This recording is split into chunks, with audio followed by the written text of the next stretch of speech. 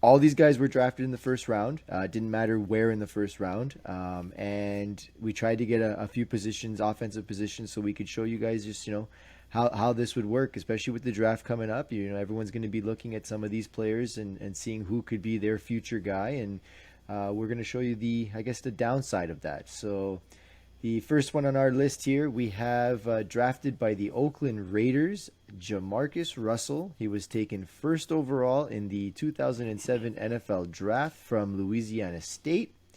In his first season, he played 4 games. He had 373 yards, 2 touchdowns, 4 interceptions.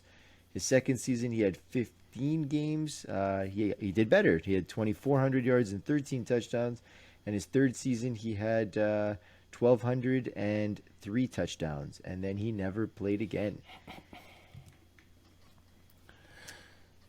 Chris, you talking about him? Why don't you let us know what you have on Mr. Russell there?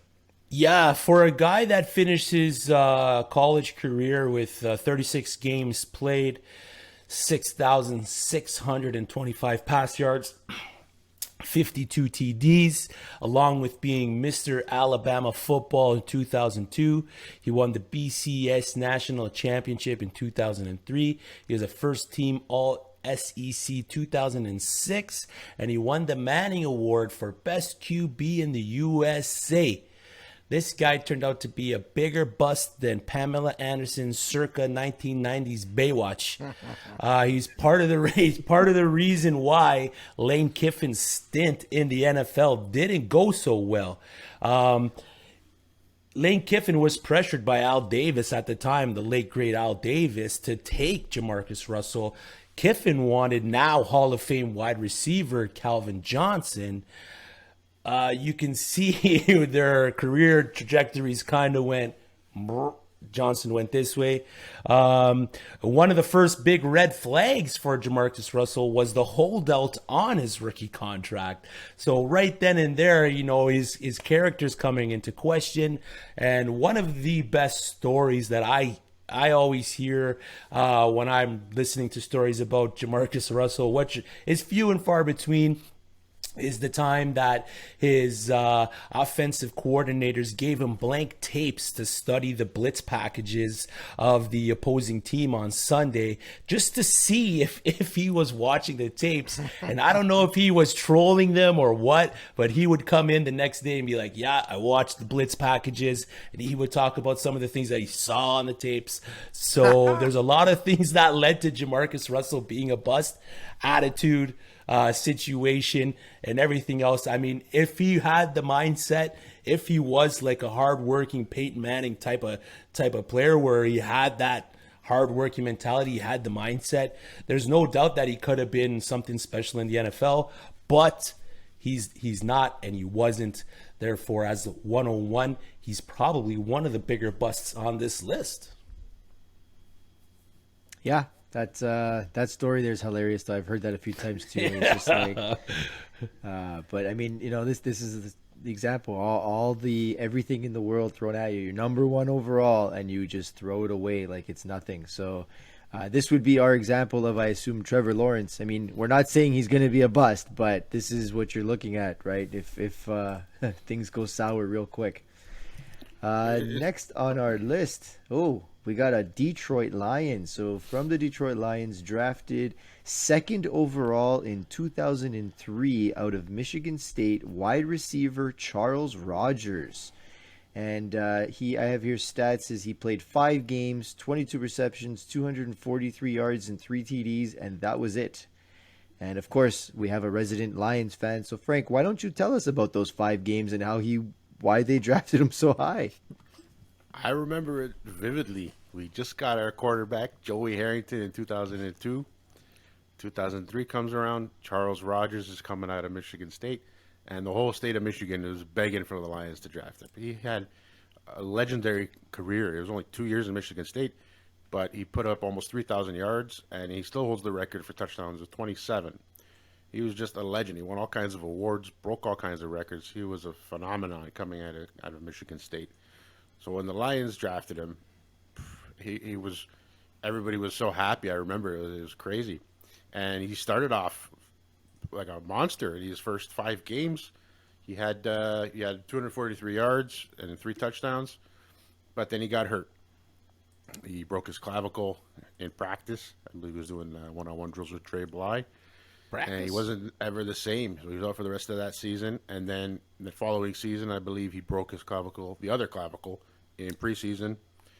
And he was never the same. And then I think he got hooked up on pain meds and all kinds of other stuff. And it was a big downturn. So there was so much promise in his first 5 games.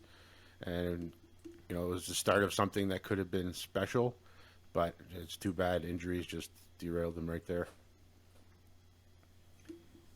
That's a sad story. I mean, that's pretty much the Detroit story. So, yeah, it fits in there. And he just passed away, actually, in 2019. Did he really? Oh, Yeah. rest in peace, man. Yeah, liver failure. Yeah. F in the chat. That's rough. Yeah. Well, he will forever be on the biggest bust list No doubt. out there. So, Gone, let's but move never on. forgot. That's true.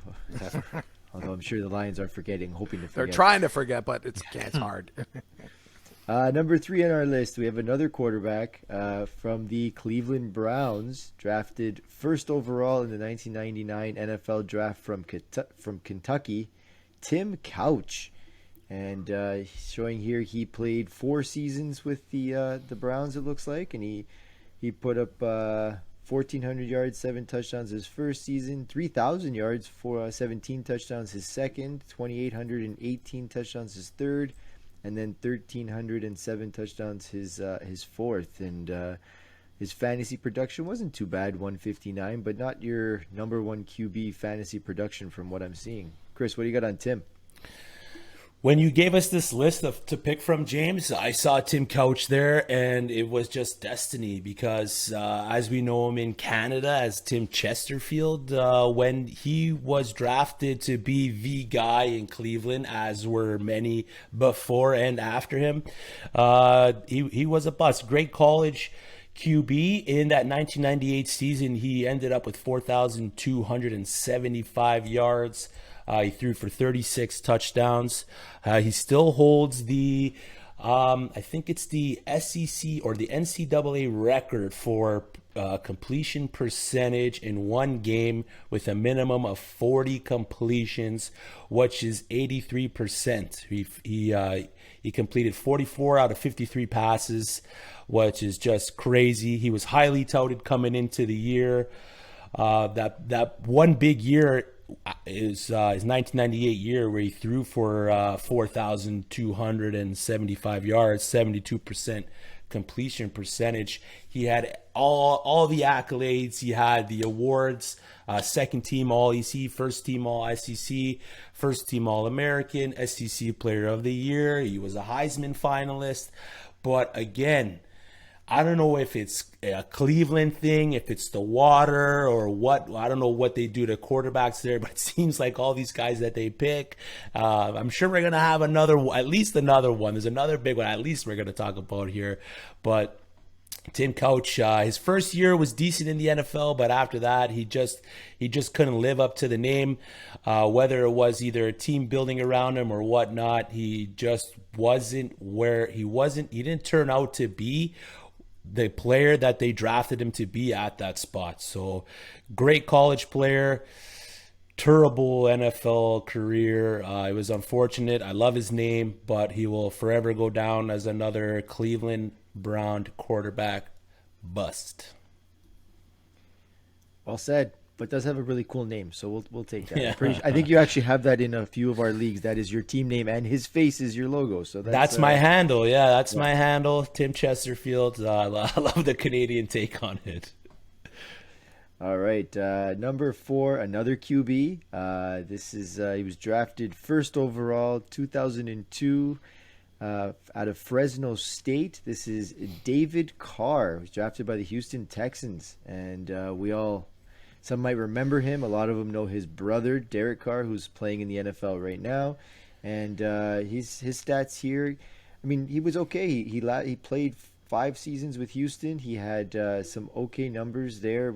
Almost every single game he played, he was about averaging 150, 160 fantasy points a year, which I mean was okay. Again, he's not number one QB fantasy points, and you'd hope by the fifth season they'd be getting a lot better. But Nick, what do you got on David Carr? Yeah, like you said, so he was from Fresno State. His last season in college, he had 4,839 yards, 46 touchdowns, and only 9 interceptions. So those numbers alone usually, I mean, when you're looking at that compared to the other top quarterbacks that we see going in the first rounds, they're pretty similar and pretty much why he got drafted so high. He only started as QB 2 years in college, but over those 2 years, he threw for over 7,500 yards, 65 touchdowns, and he led Fresno State to actually being the number 8 seed in the BCS. So pretty big years for him. He won the Sammy Baugh Trophy and the Johnny Utinas Golden Arm Award, which is basically the best collegiate quarterback of the year award in 2001. You pulled the James. Just wanted to put that out there. You guys are definitely Hey, I'm your brother. What do you want? What was the name? family? Unitas? United. Johnny Unitas? Come on, the guy pretty much built the league. Let's Oh. go. His age. Johnny Unitas. These millennial kids. Yeah, that's pretty much okay. Anyways, in 2001, and he was also the Heisman finalist that year as well. He does, however, like you said, in the NFL, he did have a decent year, or decent 5 years, but it wasn't what potential we thought he was going to have. But he does hold one NFL record. Does anyone want to guess what that is? I have no idea. Most Gotta be pick bad. sixes? No, not most picks. It's Most fumbles as a quarterback. No, we were close. I mean, it is the most sacked QB in a season with a total number of 76 sacks in 1 year. So, in reality, this guy may have been a better player, but his team and his O-line just let him down, and they couldn't keep him on his feet because he kept getting hit.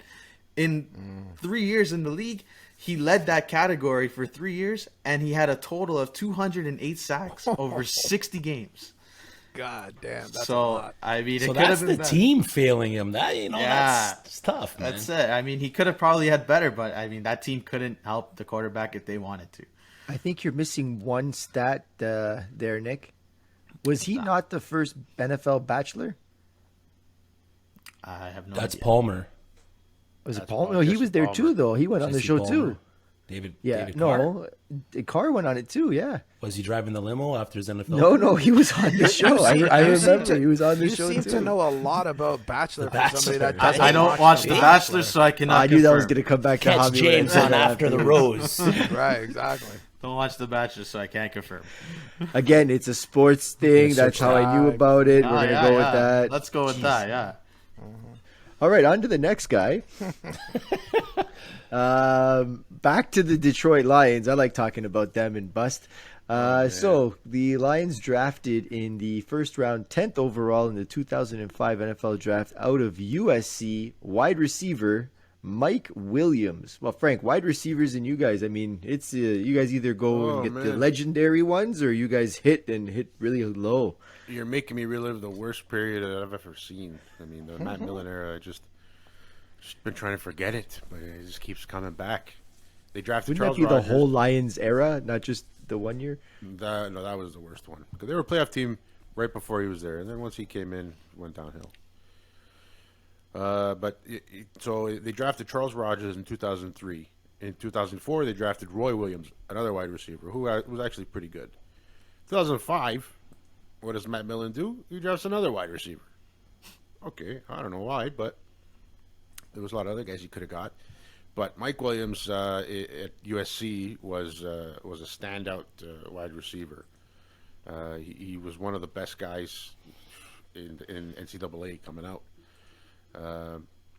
He put up huge numbers under Pete Carroll, but for some reason it just didn't pan out in the NFL. I don't know if it was just being on the Lions, if it was just being on a team that had too many other weapons at wide receiver, but for some reason he just couldn't find his mojo. As a pro, he played it in I think 55 games, something like that. but he only had up to 120 receptions. So he didn't really do too much. So there's no real reason. Like, I don't know why he didn't pan out. It's tough to say because he was definitely talented. He won all kinds of awards. And, you know, he dropped quick. He tried to make a comeback in, I think, 2012 for Seattle, and then he didn't make it there.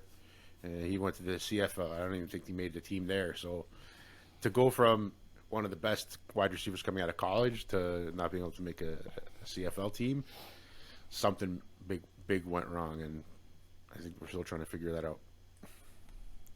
Frank, I can sense the sadness in your voice when you're talking about this. It hurts, man. He chose all the Lions, guys. I'm almost feeling bad at this point that this is what we had to do for you. Hello, darkness, my old friend. That's right. At least he's All got right, chicken wings. Let's move on to the next one, okay? I eat because for I'm Frank. unhappy. I eat my feelings.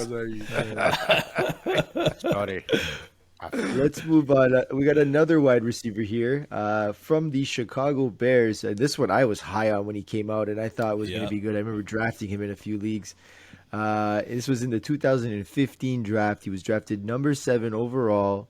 This is wide receiver Kevin White, and I mean he's got a total of in 3 seasons here. What is it? Just over 250 yards. And no touchdowns at all. Nick, what do you got on Kevin White? Yeah, he was very highly touted in 2015. He played for West Virginia. He had really one big, massive year where he had 109 receptions, which was 3rd in the nation, 1,447 yards, 6th in the nation, and as well had 10 touchdowns. So just a monster year for a wide receiver. He was the finalist for the coveted Fred Biletnikoff Award. Did I get that one right? I hope so. Yeah, you did good. You did okay. Unitas, You're not so close much. enough. But you did say tooted instead of touted, so that was good. He was tooted. But however, the winner for that year as award was no other than the Cowboys wide receiver Amari Cooper. So he was noted as the top 2 wide receiver in that class that year, but him alongside Amari Cooper.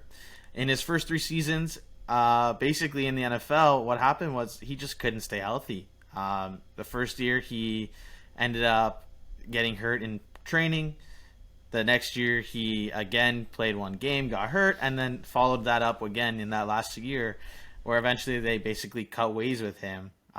In his career, he had 1 touchdown, which was after the Chicago Bears. So it's pretty embarrassing. He had 14 games played, and he had 1 touchdown, basically.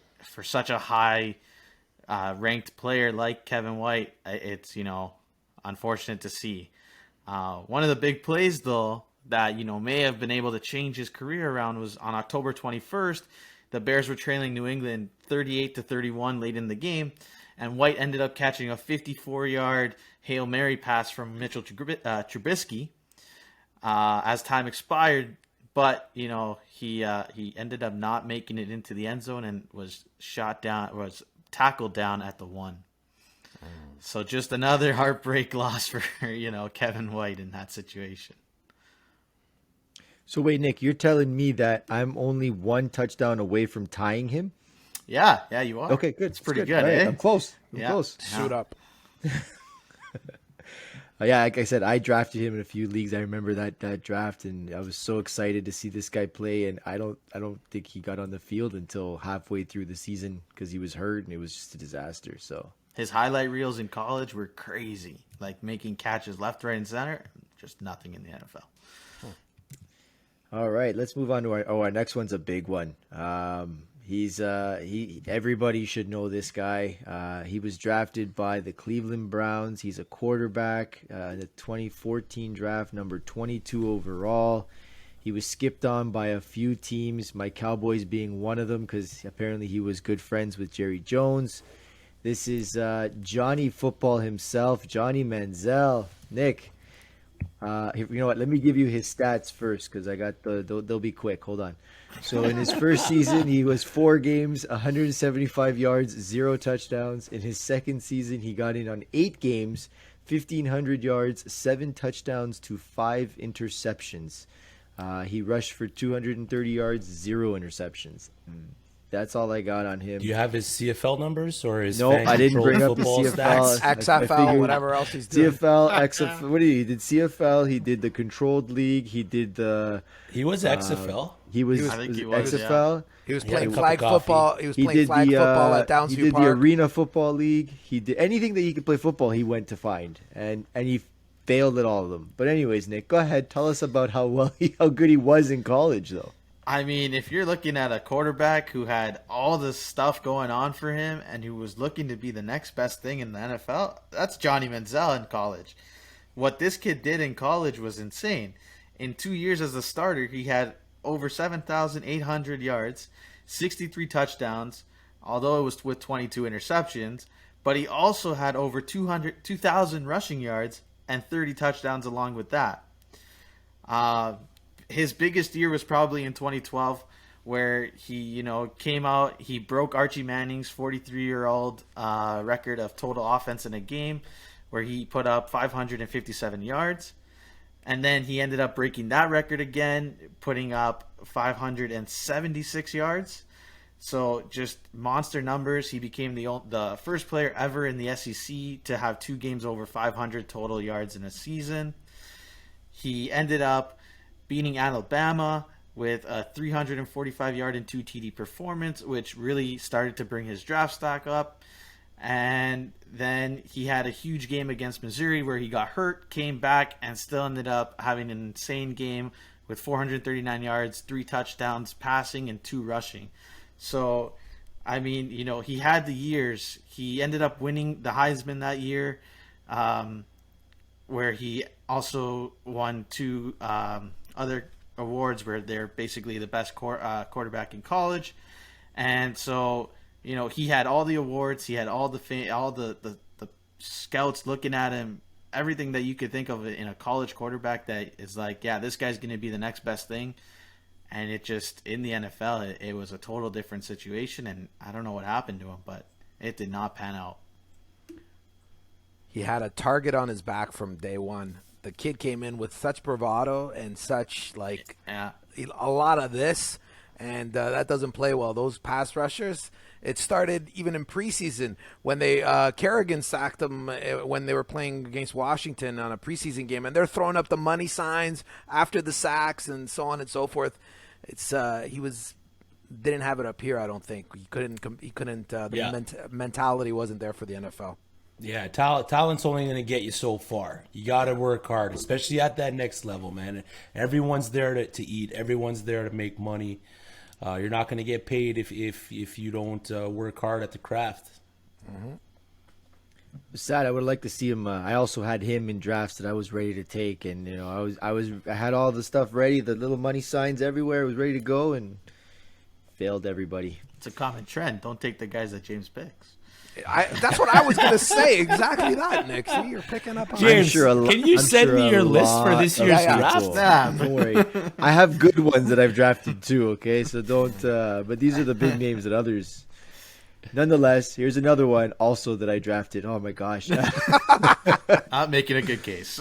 This one was from the Minnesota Vikings, wide receiver Laquon Treadwell. Drafted in 2016, number 23 overall. He lasted in Mini and Atlanta for 1 season. He was there for 5 seasons. Played a good chunk of games, just couldn't get anything going. His first season was 1 reception, 15 yards. Then he had 20 receptions, 200 yards. Then he had 35 receptions, 302 yards. Got his first TD. Then the next season he had 9 receptions, 184 yards, another TD. And then in Atlanta he had 6 receptions, 49 yards, 2 TDs. So, I mean, he didn't even break 1,000 yards, and he only had 4 touchdowns in 5 seasons. It was just awful considering what highly touted this guy was. I believe it's a family thing. I said touted on purpose because right. Toot toot. Chris, Fits with the episode. Talk to us about Treadwell. Laquon Treadwell, he was highly touted coming into the year with the Word. Minnesota Vikings. His sophomore season, he on a play there's a minute 30 left.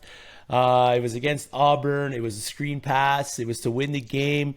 He gets taken down at the 1 yard line, kind of awkwardly, breaks his tibia, separates his or dislocates his ankle. But the worst part of the play was he fumbled the ball, and I think they were playing Auburn, and Auburn linebacker ended up grabbing the ball, and ultimately, insult to injury, they ended up losing the game because of it. But coming into the season, he only had one season in the college football where he went over 1,000 yards, and it was his last season in 2015. He had 82 catches, 1,153 yards. He averaged 14.1 yards per catch, and he finished with 11 TDs. So that last season is what really vaulted him into the first round. He did have a horrible combine. He was hoping to run in mid to high 4.4 or 4.5s. He ran I think it was a 4.63. His high jump put him in the second half of wide receivers ranked. His 3-cone split, I have it here. His three cone drill was 7 seconds, which is absolutely atrocious. Like he wasn't a fast guy. He was a big guy. He was a good build for college. Luckily, his predecessors that came after him in DK Metcalf and AJ Brown aren't busts. They didn't follow the trend. So he's still in the NFL. I think he's still playing on Atlanta, but he's forever a special teams guy. I know his ADP was I think it was 1.5, 1.7 when he was being drafted in rookie drafts. So it was up there. Guy spent a lot of high draft capital to acquire him, just like they're going to do with Devonta Smith this year. But I watched a few games on Laquon Treadwell, and his games, he just didn't pop off, and you can see that. I don't know how you draft a wide receiver with those measurables in the first round when there's Mike Mayock or whatever his name is, actually compared him to DeAndre Hopkins. You did it too. Yeah, I did it, but I didn't mess up. Yeah, exactly. But he had him ranked as the second wide receiver in the class, and they were comparing him to Nuke Hopkins, which is as Frank did in the last episode. It was a reach. So you see, after hearing all that, you could see why I was looking to draft this guy. Like, look at that; that's all there, and all everything. Yeah, the tangibles are there. You want to draft him. So the hype was there. He was one of those hype guys, one of those guys pre-draft that was hype. But again, like if you're drafting rookies and you're going into your rookie draft, just do your due diligence. I know there's no combine this year, so it's a little harder to get these advanced numbers on some of these guys, but it's after like the few first guys, it's hit and miss, man. It's a little tricky to find these studs. All right, well, let's go to a guy who actually started off like a stud and then plummeted like a giant rock. Drafted in the 2012 draft, number 2 overall, quarterback Robert Griffin III was drafted to the Washington Redskins. And I remember, Frank, you got him in one of our leagues, and he just looked like a firecracker. His first season, he put up 336 fantasy points. His second season was 273, and then the wheels just fell off. He had 124 in his third season, literally 83 in his fourth. 1 fantasy point in his 5th, 23 in his 6th, 9 points last season. This was a stud, a star, and started off like one. Sam, you want to talk a little bit about RG3? Yeah, you know what? We talk a lot about, what it takes to make it in the NFL, right? Like it takes mentality, it takes that workman attitude, it takes dedication. But one thing that you can't control, unfortunately, you can to a certain degree, is your body. It's conditioning, right? And this is what happened to RG3. Like you said, he came into the league, put up amazing numbers right out of college. He was right at the top. He had the MVP, Rookie of the Year, Offensive MVP of the Year, and 2013 Pro Bowl. He was really that guy. He was going to be that guy for a long time. And then he suffered a knee injury, ACL. He had one also in college. And it just kind of snowballed from there. Concussion, another injury, so on. So, I think a lot of people would say he took a lot of chances. His play style was a little, daring. He also rushed for 815 yards in the first season, and he rushed another 484 yards in the second season. So when you look at that, you need to understand that in order to make it in this league and to be that guy for a sustained period of time, you need to take care of your body. You need to take calculated risks, and you need to be aware of the situation that's all going on around you. And unfortunately for him, he was not able to do that. He was just trying to do too much, as they say, and it caught up to him, right? And, he coming out of college, the kid was like incredible. If you look at 2011, I think he won every friggin' thing you could win in college in 2011. It starts from the Heisman, the Associated Press Award, the O'Brien Award, the Manning Award, Consensus All-American, First Team Academic, Walter Campbell Award, Johnny Unitas Award. Whatever else you want to throw in there, he won it. And that was kind of like where he was going. This kid had an amazing future, and unfortunately, because of the injuries that he sustained, it's almost unfair that he's on this list, because he didn't bust because he couldn't make it. He busted because his body wouldn't allow him to get that far, unfortunately, right? And that's kind of, the story with RG3, unfortunately. And like I said, you could do things to change your game to help you, and he tried. After the injuries, they tried to kind of change his game a little bit. But then after all of those injuries, I think your mentality kind of sneaks in there saying, I don't want to get hurt again. And then you're not living on the edge. You're not living on that kind of like that cusp of greatness where you need to take some risks. But you could afford to kind of, look at both sides of it. Where you're now afraid to do things, that's actually even worse. And that's kind of what happened with RG3. And since then, teams just don't want to gamble. They don't want to have somebody behind center that they know is really not going to deliver, and that's unfortunately what happened to him. And he ended up still floating around for a number of years. He actually had a little bit of time on the Ravens last season, and he did okay. He went in and when Lamar was out, he actually filled in quite nicely. But that wasn't his future. That was when Lamar was in the washroom. He had to go to the bathroom, yeah. But it is what it is. But the reality is, yeah, exactly. He tuned it all right. But the reality is that wasn't his that shouldn't have been his path, right? I think his body let him down, and that's kind of what happened with him. Yeah, once he had the knee injury, he lost his identity as a quarterback. From that point on, everything changed for him, and that was it. Exactly. Shanahan's let him down. You got it. Well, and his ACL, but whatever. So speaking of bust quarterbacks, our next two I'm going to group together in the same pairing. We're just going to talk about them at the same time. And Sam, we're going to let you talk about these ones because they're coming out of Denver. And one of them, he actually won playoff games, or at least one playoff game, I remember. And he's now a baseball player, and not a good one, but he's a baseball player. And he retired officially? Yeah, I retired from baseball. Oh, okay. Yeah. And the other one, I don't know what he is anymore. But neither does he. Anyway. The first one we're talking about, of course, is the famous quarterback drafted in 2010, number 25 overall, Tim Tebow. He had 3 seasons in the NFL there. His first season with Denver, he played 9 games. He had 654 yards, 5 touchdowns, 3 interceptions, rushed for 227, and he ran for 6. So he ran for more touchdowns than he threw. That's pretty good. In his second season... No, it isn't, actually. But anyway, go ahead. In his second season, he had 1,729 yards. This is in 14 games, 12 touchdowns, 6 interceptions. and 660 rushing yards and 6 TDs. So he doubled this time. He had to throw more.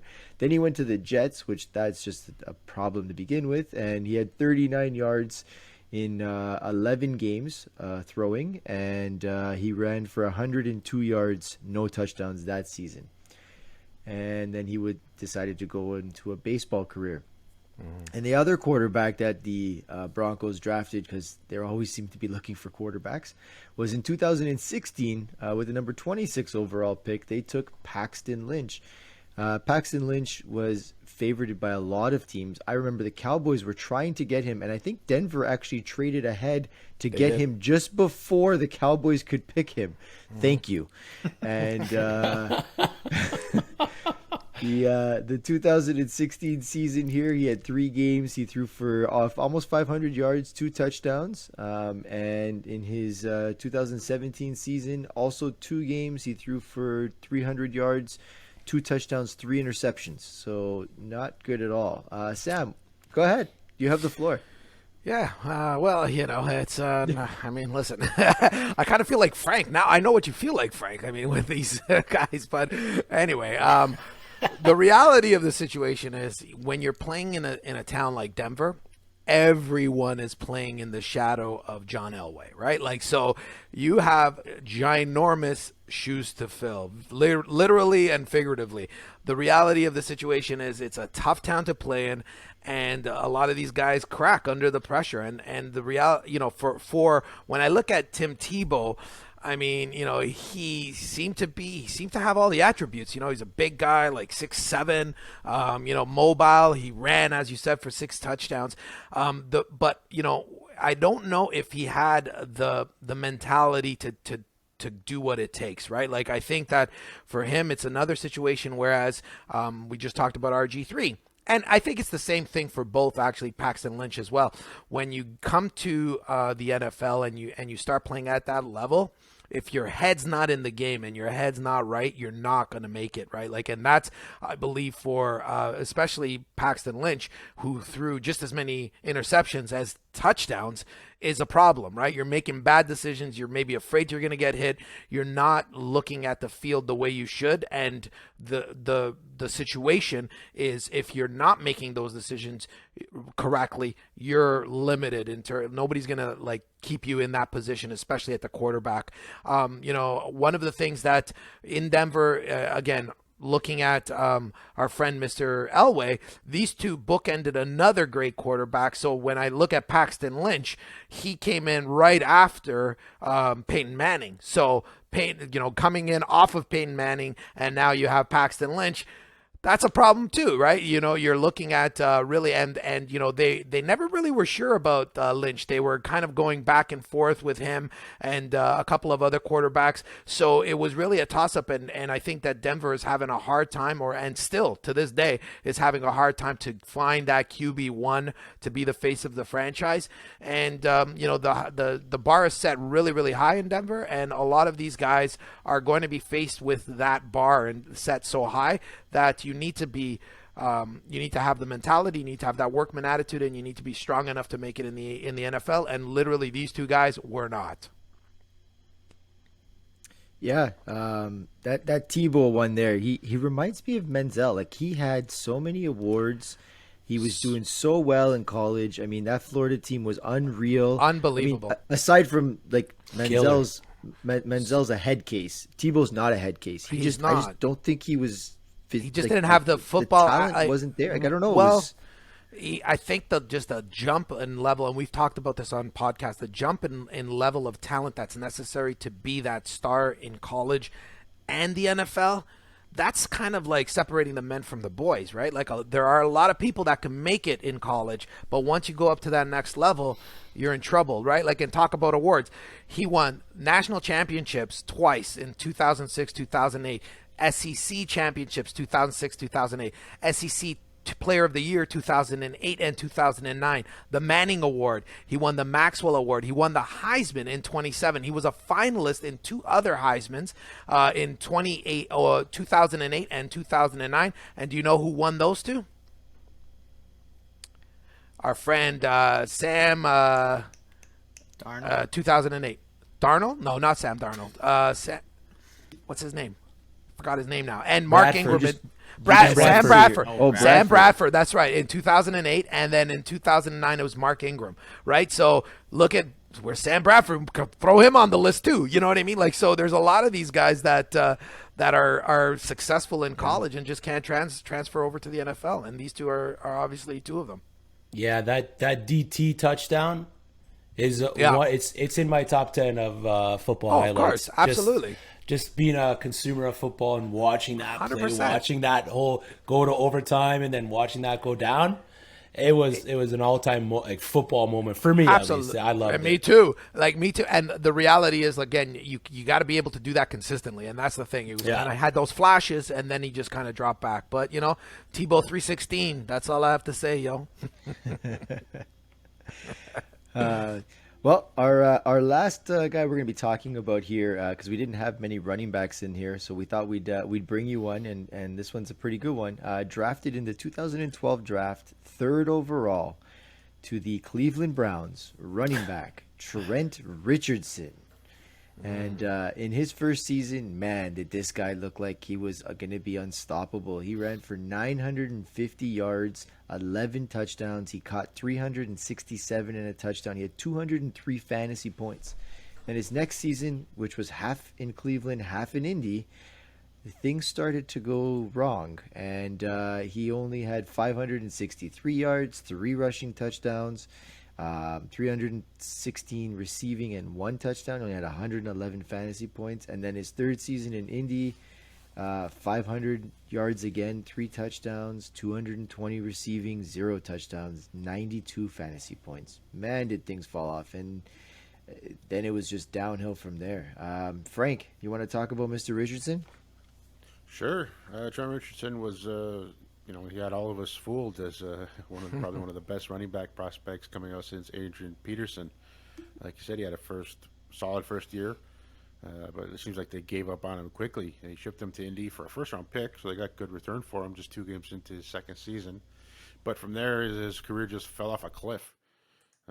He went on to do absolutely nothing there. In 2 seasons, he lost position battles to guys like Donald Brown, Ahmad Bradshaw, Dan Herron. I know those aren't names that you think of when you think of great running backs. They waived him prior to 2015, and then he was signed by the Raiders, where actually this is a fact. When he went from Indy to Oakland, he actually got more yardage than his entire playing career. So the Colts waived him prior. Sorry, I just said that. There's really no big explanation for why he fell off so big. One thing I can probably say is Alabama has always had great offensive lines, and you see tons of Alabama running backs that didn't really do anything in the NFL. There's guys like Glenn Coffey was there from the NFL for a cup of coffee. Mark Ingram, you could say, didn't live up to his Heisman hype. He had a good couple years in New Orleans, but since then it hasn't really been the same. Cheeseburger Eddie Lacy, you can ring these guys off a list. I had him on a team too. Oh man, Yeah. So I think in Cleveland that 1 year they had a pretty good offensive line. They had Alex Mack, they had Joe Thomas, I think. So they had one of the better offensive lines. So he kind of produced, and that's all he needed was a good offensive line. It seems like he couldn't do it on his own. Yeah, no, it was interesting. He came out with such a bang, and the fall off is crazy. So we had a few honorable mentions that we just wanted to bring up. One of them being this was an older one, but Ryan Leaf, drafted to the San Diego Chargers, 2nd overall in 1998. I got 2 seasons here, and he put up just over 2,200 yards and 12 touchdowns. But he had 21 interceptions in those 2 seasons, so pretty good there. Wide receiver Peter Warrick out of Cincinnati. He was 4th overall in 2000 out of Florida State. Put up okay numbers, just never really. I mean, he no more than 500-600 yards and no more than 5 touchdowns. It just couldn't get anything going fantasy wise. Another quarterback out of the Buffalo Bills, E.J. Manuel. You might remember his name. I drafted 16th overall in 2013. He had one season, his first season, of almost 2,000 yards, and after that it was just, again, downhill. Couldn't do anything with it. Who else do we have here? Another Lion, Frank. Sorry for this one, but in 2010, number 30 overall, Javid Best. I remember this guy just because of his name. And his first season, he had 0 fantasy points. His second season, 85, and his third one, he actually had 140. And then you never heard from him again. So not the best then. No, definitely not the best. He had a lot of concussion problems coming even in college. Another guy here who's still playing in the NFL, similar to RG3, quarterback Blaine Gabbert. He's drafted by the Jaguars, number 10 overall. Again, a couple of seasons of 150 fantasy points, 120 fantasy points, but then he had some lows of 31, 6, under 100. Like, it's just crazy. Although Tampa Bay says he's the future, from what they're talking about. So didn't he win a Super Bowl? He's on the team. Does that count? He's a Super Bowl winner now. You could say that, yes. So, but anyways, guys, the moral of the story here is, I like what Chris was saying before. I mean, you could do all your homework. You could know all these guys. You could watch all the game tape you want. You could see it, but at the end of the day, you just don't really know what they're going to do at that NFL level. And with, parts of it could be the team around them. Parts of it could be their own head. Parts of it could be,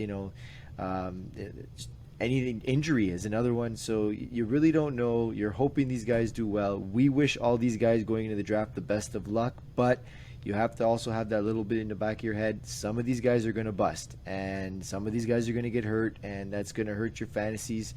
So make sure you definitely have some backups afterwards, and don't hold too much stock and love your players as much as you want to, because some of them could go very quickly. Yeah. But thank you guys for listening. Please follow us. Oh, I got a fact check. I got a quick fact check. On? David Carr was not on The Bachelor. Oh. He actually married his high school girlfriend in 1999. So just a little fact check there. And I just got a message across my desk here. 49ers coach and GM are not going to, they're skipping Justin Fields' pro day and going to Mac Jones. So take that for what you want. Interesting. But Mac Jones at 103 confirmed. We're bringing you the latest breaking news there is, people. Peter King, right across my desk. I figured I'd share that one. I think with they've you. seen what they've seen out of Justin Fields already. They need to see more on Mac Jones. Yeah, as I said, take it for what it is, but just a quick little ad in there. Interesting. All right. Well, like he said, we'll have more of these interesting tidbits and breaking news if you follow us on Instagram at the Fantasy Football War Room.